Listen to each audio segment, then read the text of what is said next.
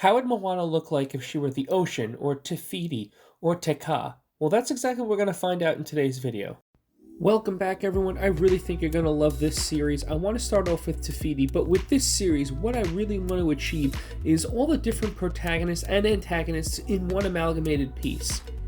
I started off with a light layer of alcohol markers, and then what I did was carve back into the piece with color pencils, and I used the grain of the paper to give this really nice foliage texture to it. I wanted to look like little bushes and shrubs and trees, and the grain, with using the color pencils on its side, gives it a beautiful, nice little texture. I finished this off with some wispy details for the hair, and then I worked on her headdress. And for the headdress, I really wanted there to be a nice stark juxtaposition, and that's why I used acrylic paint pens, because I really wanted to see the colors pop. I wanted them bold and vibrant instead of soft and muted like the hair.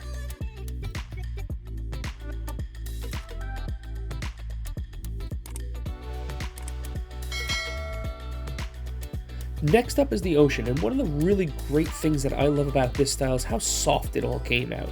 I worked very gently with a lot of light layers. That's why you can see the streaking, but I almost wanted that to happen because I wanted to feel like the waves and the flow of the ocean. So you'll see me working very lightly with numerous layers on top of each other. I work with blues and greens because water has a lot of blue and it has a lot of green in it. Especially depending upon where you live in the world, there'll be more green or more blue. I like to add all these little subtle lines because when we look at ripples in the water, they have all these little tiny wave patterns that when you look at them closely, you'll see. Once again, for the dress, I want it to be bold. I want that to be the thing that stands out, is her dress and her hair. I add a couple little highlights for the water, but for the hair, I really want it to be nice and bold and have that nice little wave effect attached to it. And up next, we have Te Ka. For Te Ka, what I really wanted to do was give a nice saturated red base, and this will give it that nice volcano look. Then I'm going to carve back in with this really deep red that's actually gray. It has lots of grays in it, and that will give the shadow effect and also works beautiful for the hair. I once again rework in layers, but I'm keeping the shading to a minimum. I don't want there to be much shading. What I want to do is use all of the paint pens to give all the layered effects. So I'm going to work a lot of paint pens to almost look like it's carved in stone. Similar to the cracked effect if you've seen my videos, it's like that, but with the paint pens to be much more bold, much more vibrant because it is volcano, it's radiating heat. And I really want that to work and kind of showcase here.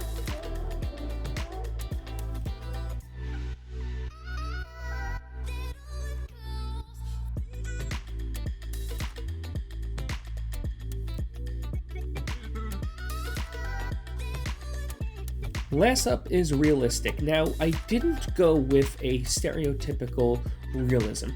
For the realistic, what I wanted it to look like was exactly how it would look in the movie.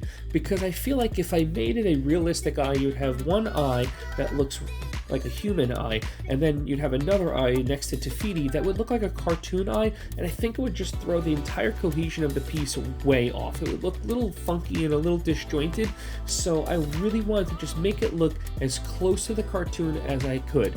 And I'm pretty happy with the results overall. My head was really hurting towards the end because this is very color pencil heavy, but I think it came out really awesome and I think you'll love it too. If you've noticed, I really haven't moved the camera away that much. That's because I really want you to show you the push-pull effect that happens with color pencils. There's lots of continuous layering over the top, and something that I like to do is use an alcohol marker to kind of eat away at some of the color pencil so that way you can layer smoothly on top.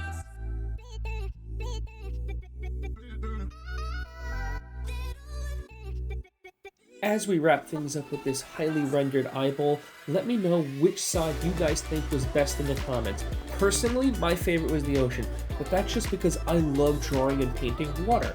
But maybe that's not for you. That's why I want to know what you guys think in the comments. Thank you all so much for stopping by, and as always, I'll see you all in the next video.